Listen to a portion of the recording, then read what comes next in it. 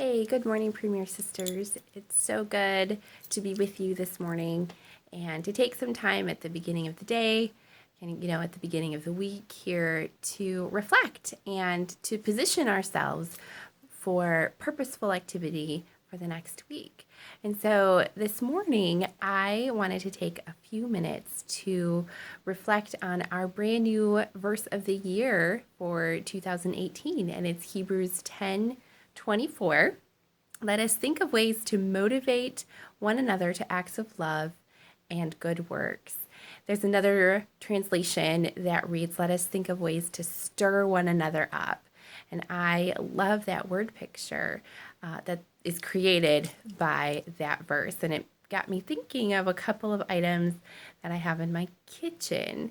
And one of them is a set of beautiful silver measuring spoons that I received from Joan Horner many years ago before she passed away as a Christmas gift. And these have been hanging in my kitchen for many years now.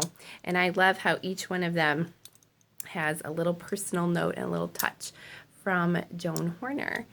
And that got me thinking about that verbiage of stir one another up and what does that really mean.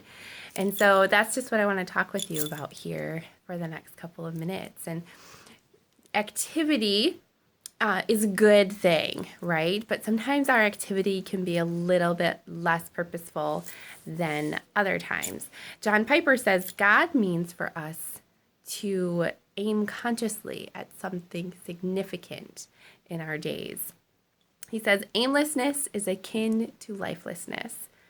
Dead leaves in the backyard may move around more than anything else, more than the children, more than the dog.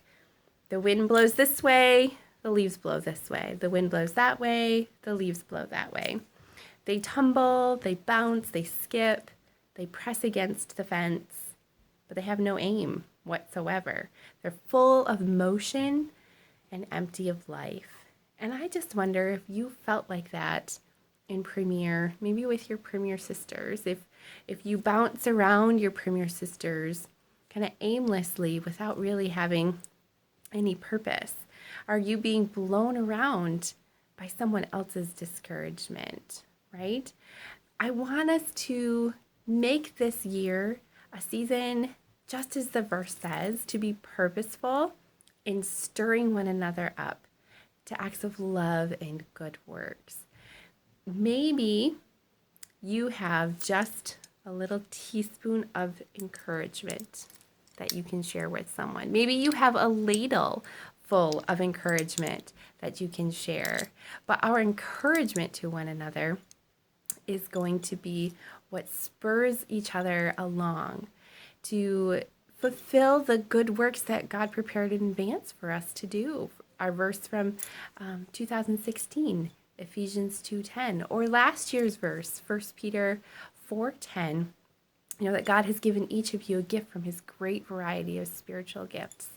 Your job is unique, but it's got to be on purpose that you fulfill it.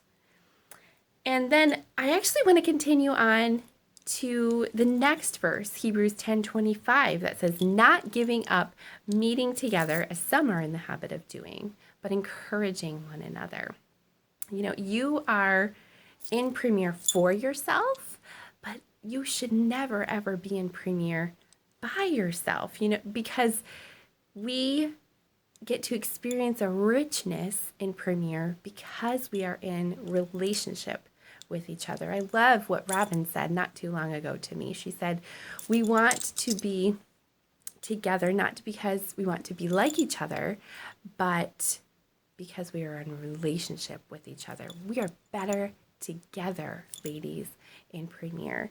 But maybe this thinks of another item from my kitchen, which I'm wearing right here, my apron. I wear my apron when I'm working in the kitchen to stay clean, right? To protect myself.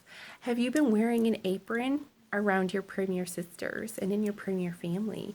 Are you protecting yourself from really having relationship with your Premier family? I want you to give yourself permission to take off your apron this year and to allow yourself to get dirty a little bit and be real with your Premier family and share the real you, because you are here on purpose. You are here for a reason, and we want the real you. We don't want the pretty filtered Instagram, happy Facebook post version of you. You can be the real you that God created you to be, and we love you for who you are. Let's really just be united this year to be purposeful with our encouragement, to take your apron off, to stir one another up to acts of love and good works. I love you all. Have a great day. Have a great week.